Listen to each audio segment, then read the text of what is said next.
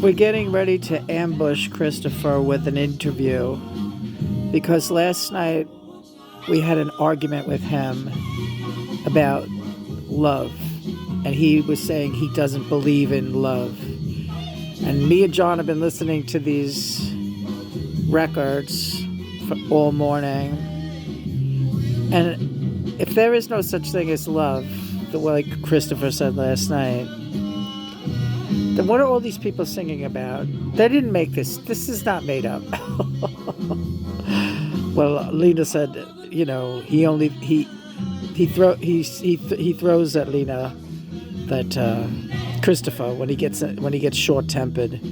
Nobody has love. Who? John Lennon? Give me another example. And we said there's many examples. It's what makes the world go round. He was like, no, there's no such thing as that. That's a fantasy. That's ridiculous. So we're going to ambush him now with an interview. We're getting ready for him to come in. He doesn't know. No, he doesn't. We're going to catch him. Here he comes. All right, we're going to interview you. Hold on. We're interviewing you right now, so get ready. We thought we were going to ambush you, but well, we did ambush him. He didn't know he's being interviewed now. Last night you said to Lena, there's no such thing as love. Love does not exist. The romantic love you think you have with John Lennon is a fantasy thing. And have you ever seen love? And love is nothing. Have you listened to any music ever? Ever? You claim to be a music fan. That's all they write about. Not just the oldie rock and rollers like we're playing right now, but the whole world is about love and romance. What do you think these people are talking about? And you think everyone full of shit? Yeah. Oh, he's horrible. I told you this was a bad idea. No. Why are they full of shit, Christopher? Why? You believe all those songs? Yes, I do. People swim the ocean, climb the highest mountain. That's the way people feel when they're feeling love like that. Well, that's why I asked you, did you ever feel that in your life? Yes, absolutely. Okay. Without a doubt. And I asked you where. You didn't give me an answer. Well, to be perfectly honest, I'll answer for her. She felt that way about you when you first got together, but I guess you didn't reciprocate those feelings, which is why you don't deserve her. Oh, boy. Well, you assumed he felt the way you did. I was watching from, Cloud 9 up here saying, Jesus, she'll love anything. You didn't feel that way about her? I remember you saying some pretty sweet things to her early on.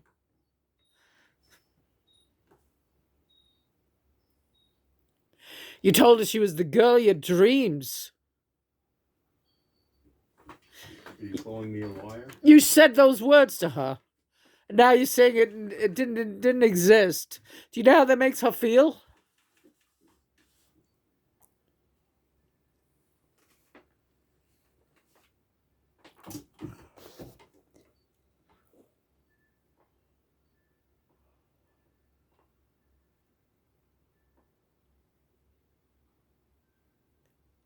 You never loved any of those women you lived with? And slept with? And married? You married other ones, not just Lena. Other ones? Just one other one. Yeah, the lesbian. The lesbian Jap. Who's best friends with your mother now. She's a winner. That's what makes me love you, the way you talk like that. John's talking to you. I'm not talking to you. Nice underpants, by the way. He's mad at you because of what you said last night. There's nothing I could do about it. He wanted to interview you today, and you didn't answer the question, quite honestly. This is Lynn talking now. You didn't answer the question. Why didn't you answer the question? About you don't believe, you just like, what? You don't believe that people can love each other? You just don't. They might be. I'm just saying, I never saw it. You didn't see an example of it. No, I guess not in your home, right? That's the problem. Here comes the nasty part. No, but you didn't see it between your parents? Sometimes. But you don't believe in it.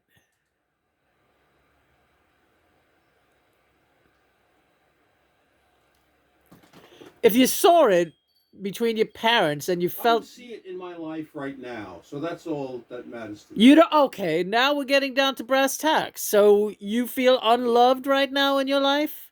You don't think we love you? No, You don't think Lena loves you and cares about what happens to you? in just a purely selfish way. Ah, well, that's not true, Christopher. All right, well, that's the way it looks like to me. That's the way you want to perceive things because you just don't trust the world because of what your fucking family did to you. Don't take it out on her.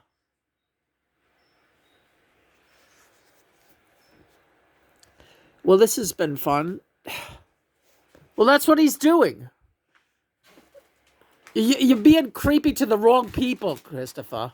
Oh, thanks. I'll get a list of them. Well, you honor your family, and they don't really regard you very highly, and Lena cares for you and anticipates your needs, and it's not out of selfishness. I can assure you of that. She's making her way to health. This girl's gonna get up. And watch out when she does.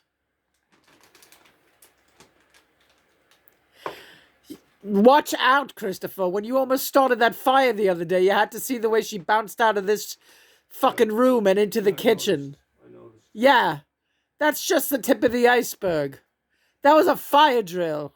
And she passed. She saved this house. That's what happened to her. It was hot. Bullshit! It was going to burst into flames and just on the brink. When the potatoes burst into flames, He doesn't there was want a to see. cover on Christopher it. started a There was fire the cover other on day it. because he left the stove on.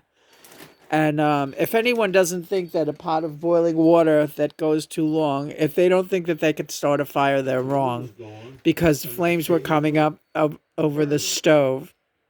He didn't see it because I got up out of my wheelchair and I put the fire out, yeah. But, now I think I should have called the fire department in case, well, why didn't you? Because you were directing me. Yes, that's right. I called Chris's mother because a lot of the time he's upstairs and he doesn't always tell me that he's heading up there.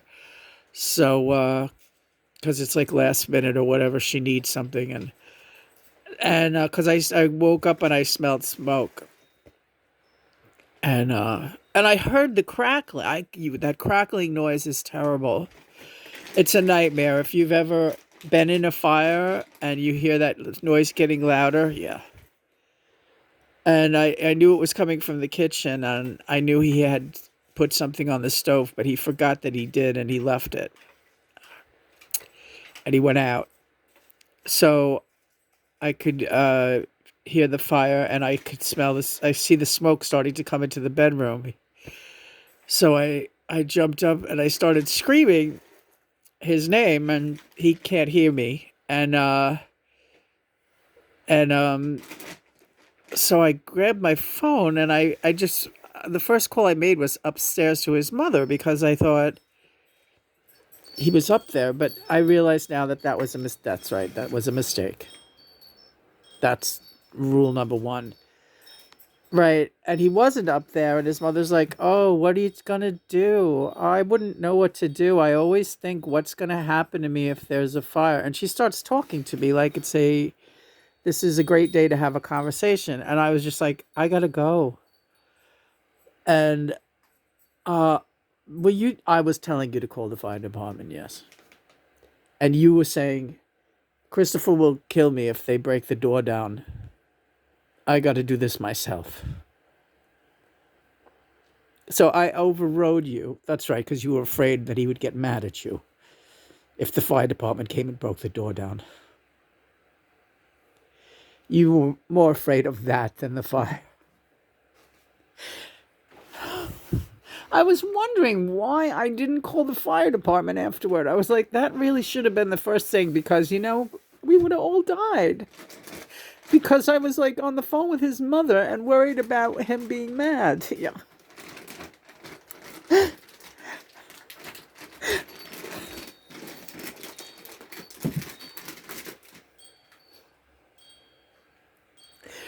But you did it. You put the fire. You prevented the fire from growing. Yeah.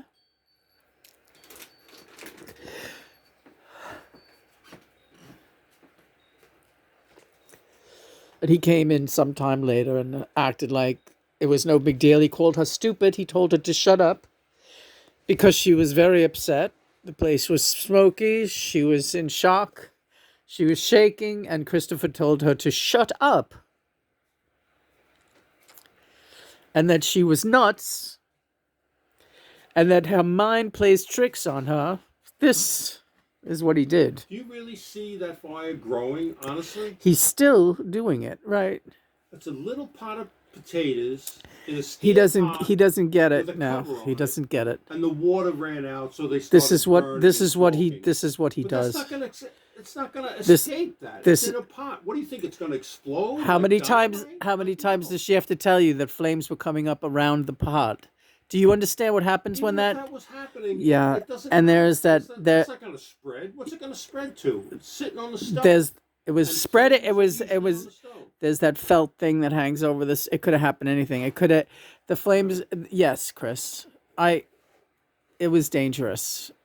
I'm not saying it was the safest thing in the world, but it wasn't as bad as you're painting it, honestly. We're just telling it like it is, and that's what you And did. It started smoking, and you. This is put what the he wheelchair out does. there He and took care of it. he negates everything that I do, and this is why what we have to figure out. No, you're blowing it up into something. No. Like how many times have I done that in my life? It's twice in my whole life. Once is all you need. Okay, yeah, fine. All right, so condemn me forever. That's where. And this is where he becomes a baby and a victim. Because it's something his daddy would have yelled at him about, and he has no concept of taking responsibility for himself. And he has no concept of being responsible for his own actions.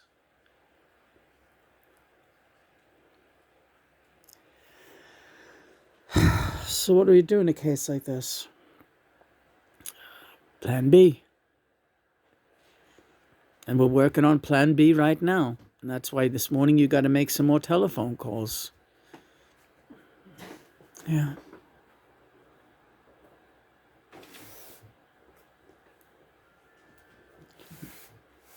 You can't worry about his thoughts about love or anything else. He's in another fucking world.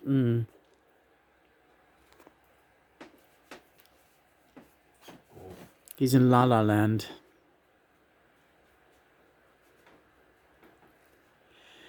It's because of his whole situation here and his mother and his brother and everybody pulling him in every direction. And you got me, babe. Mm-hmm. Whether or not or whatever it is that he believes in or doesn't believe in, you got to keep the line clear and listen to me.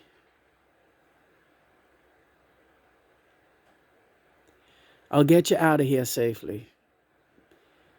But I'm the guy, not him.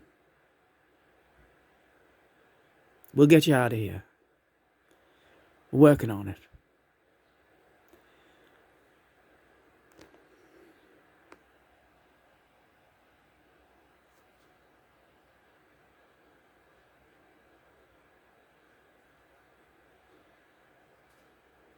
Now let's get you dressed and up.